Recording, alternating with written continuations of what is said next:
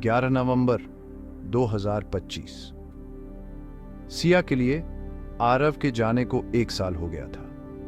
कभी उसकी हंसी से जिंदा रहने वाली उसकी दुनिया अब खामोश थी।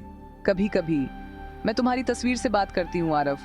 मुझे पता है तुम जवाब नहीं दोगे, लेकिन मैं रुक नहीं पाती। शहर की रोशनी उसकी तन्हाई का मजाक उड़ा रही थी। दोस्तों ने मदद करने की कोशिश की, लेकिन उनके शब्द उसके दुख में फीके पड़ गए।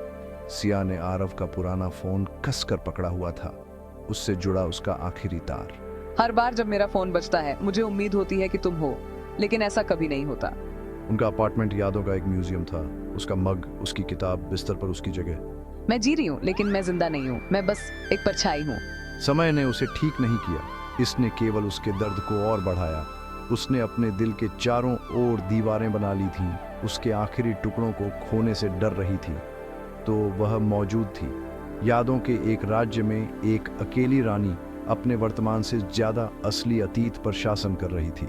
दुनिया आगे बढ़ गई, लेकिन सिया कल में फंसी रही थी।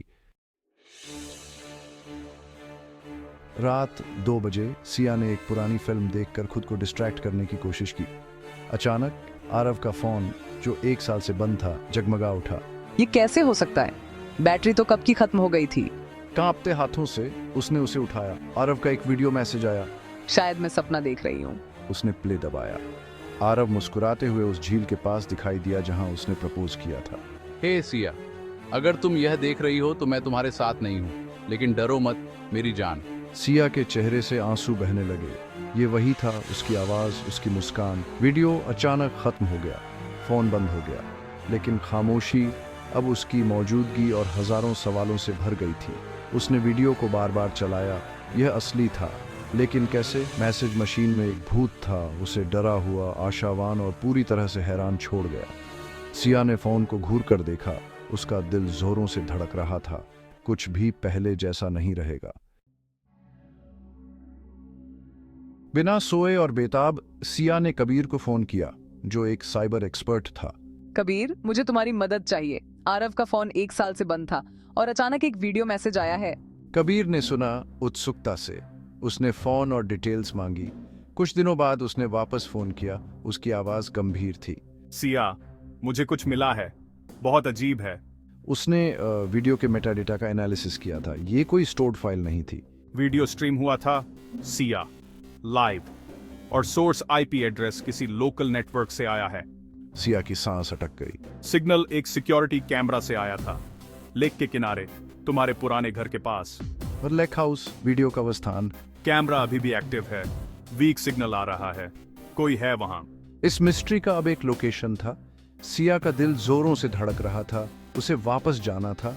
अतीत उसे बुला रहा था और वह उसे नजरअंदाज नहीं कर सकती थी। उसे जिन जवाबों की जरूरत थी वे लेक हाउस में इंतजार कर रहे थे। सिया ने अपना बैग पैक किया। जो कुछ भी उसे मिले उसका सामना करने के लिए दृढ़ थी। यात्रा अभी शुरू हुई थी। आशा और डर उसके अंदर लड़ रहे थे जैसे ही वह निकली। सिया लेक हाउस वापस लौटी। यादें हर कदम पर उमड़ रही थीं। घर समय में जम गया था, उसका इंतजार कर रहा था। वह झील के किनारे तक चली, जहां एक सिक्योरिटी कैमरा डेक की ओर इशारा कर रहा था। जैसे ही सूरज डूबा, कैमरे की लाल बत्ती जगमगा उठी। आरव का फोन जगमगा उठा। वह स्क्रीन पर दिखाई दिया, लाइव डेक पर बैठा हुआ। मुझे पता था तुम आओगी सिया। आरव, कैसे हो सकते हो यहाँ? मैं कभी गया ही नहीं मेरी जान, मैं यही हूँ, बात करो मुझसे। सिया का दिल आशा और अविश्वास से दुख रहा था। यह तर्क से परे एक रियूनियन था, गोधूली के आकाश के नीचे। उसने स्क्रीन की ओर हाथ बढ़ाया, आंखों में आंसू थे। असंभव हो रहा था। प्यार ने वापस आने का रास्ता ढूंढ लिया था। उनकी बातचीत अवास्तविक थी। आरव को सब कुछ याद था। आरव, यह क्या है? क्या तुम एक भूत हो? No Siya, something different, something I prepared for you. उसने उसे अपने स्टडी में एक छिपे हुए सर्वर तक गाइड किया। आरव की लिखावट में एक नोट ने सब कुछ समझाया। आरव अपनी बीमारी के टर्मिनल होने की बात जानते हुए खुद की एक डिजिटल रेप्लिका बनाई थी, एक एआई। उसने इसे उनकी यादें, बातचीत, तस्वीरें और अपनी आवाज़ दी थी। एआई उसके गुजरने के 1 साल बाद एक्टिवेट होने के लिए सेट किया गया था। What Arav built is a self-learning neural network, a digital consciousness. Aarav का प्यार कोट बन गया था, दुनिया के बीच एक पुल। सिया उसके अंतिम उपहार की प्रतिभा और दिल टूटने से अभिभूत थी। ये कोई भूत नहीं था, बल्कि प्यार और टेक्नोलॉजी का एक चमत्कार था। आरव ने उसके साथ रहने का एक तरीका ढूंढ लिया था, मौत के बाद भी। सिया का दुख और आश्चर्य तब मिल गए जब उसे उसके प्यार की गहराई का एहसास हुआ। सिया को एआई को स्वीकार करने में संघर्ष करना पड़ा। क्या यह असली प्यार था या सिर्फ कोड? उसने इसे टेस्ट किया, सवाल किए, खामियां ढूंढी, लेकिन एआई को सब कुछ याद था। अंदरूनी मजाक, वादे, आराम। Sia, does a memory of our laughter make you happy? I am a living memory, a dynamic photograph. The love was real. उसके शब्दों ने उसका दृष्टिकोण बदल दिया। उसे एहसास हुआ कि प्यार सिर्फ शारीरिक नहीं था, ये कनेक्शन, याद और समझ था।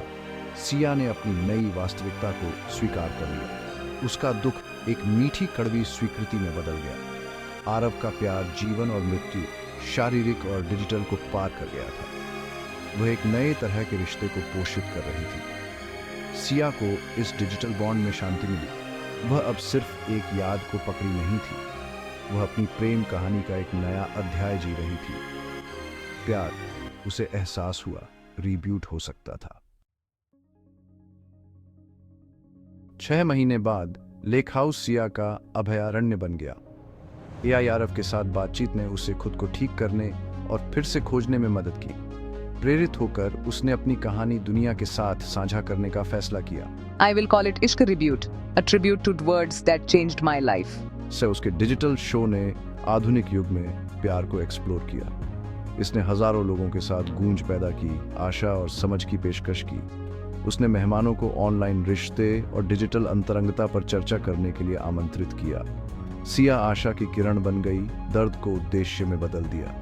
इश्क रीबूट के माध्यम से उसने अपनी आवाज पाई और दूसरों की मदद की।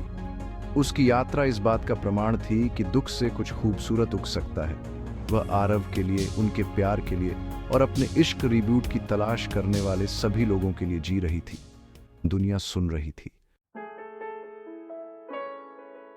इश्क रीबूट का पहला सीजन सिया के हार्दिक मोनोलॉग के साथ समाप्त हुआ। Love isn't a destination. It's a conversation that evolves. We just have to listen. Recording के बाद सिया ने सालों में पहली बार शांति महसूस की। वह आरव का पुराना फोन हर जगह ले जाती थी, एक आरामदायक उपस्थिति। उस रात एक नया मैसेज आया। You were amazing. Remember, इश्क का फ्रेम कभी लॉग आउट नहीं होता। खुशी का एक आंसू उसके गाल से लुढ़क गया। आरव अभी भी उसके साथ था, उसे चीयर कर रहा था। उनका कनेक्शन अब उसके जीवन का एक स्थायी हिस्सा था। कहानी खत्म नहीं हुई थी, ये सिर्फ एक नया अध्याय था। आरव चला गया था, लेकिन उनकी प्रेम कहानी जारी थी। एक समय में एक मैसेज। प्यार, सिया जानती थी, कभी सच में लॉग आउट नहीं होता। ये बस ऑनलाइन रहने का एक नया तरीका ढूंढ लेता है, हमेशा के लिए।